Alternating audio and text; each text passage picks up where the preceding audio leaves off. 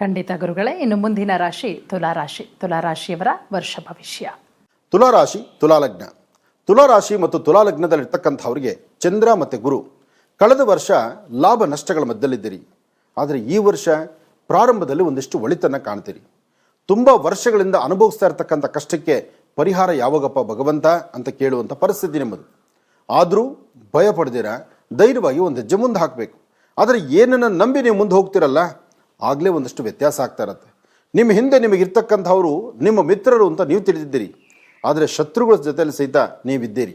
ಆದಷ್ಟು ಇವತ್ತಿನ ದಿವಸ ಅಂದರೆ ಯುಗಾದಿಯ ಮುಂದಿನ 3 ತಿಂಗಳ ಕಾಲ ನೀವು ಮಾಡಬೇಕಾದಂತಹದ್ದು ಕಪ್ಪು ಬಣ್ಣದ ಆಕಳಿಗಾಗಲಿ ಅಥವಾ ಒಂದಷ್ಟು ಕಾಗೆಗಳಿಗಾಗಲಿ ಅಥವಾ ಯಾವುದಾದ್ರು ವಯಸ್ಸಾಗಿರ್ತಕ್ಕಂಥ ವೃದ್ಧರಿಗಾಗಲಿ ಏನಾದ್ರು ಒಂದು ತಿನ್ನಲಿ ಪದಾರ್ಥ ಕೊಡಿ. ನಾನೇ ಬಡವ, ನಾನೇ ಕಷ್ಟದಲ್ಲಿದ್ದೀನಿ, ನಾನೇನಪ್ಪ ಕೊಡಲಿ ಅನ್ನೋದಾಗಿದ್ದರೆ ನೀವು ಊಟ ಮಾಡ್ತಿರಲ್ಲ, ಆ ಊಟ ಮಾಡೋದಕ್ಕೂ ಮುನ್ನ ಒಂದು ತುತ್ತು ಅನ್ನವನ್ನು ತೆಗೆದು ಪಕ್ಕದಲ್ಲಿಡಿ. ಆ ಒಂದು ತುತ್ತನ್ನು 4 ಪಕ್ಷಿಗಳಿಗೆ ಆಹಾರವಾಗಿ ಕೊಡಿ. ಅಲ್ಲಿ ನಿಮ್ಮಲ್ಲಿ ಸಾಕಷ್ಟು ಬದಲಾವಣೆ ಸಿಗುತ್ತೆ, ಹೆಚ್ಚಿನ ಫಲಾಫಲಗಳು ಸಿಗುತ್ತೆ.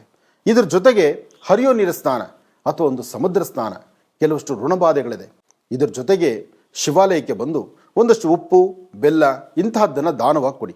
ಆಗ ಮತ್ತಷ್ಟು ಅಭಿವೃದ್ಧಿಯನ್ನು ತಾವು ಕಾಣ್ತೀರಿ. ಒಳ್ಳೆಯದಾಗಲಿ, ಶುಭವಾಗಲಿ.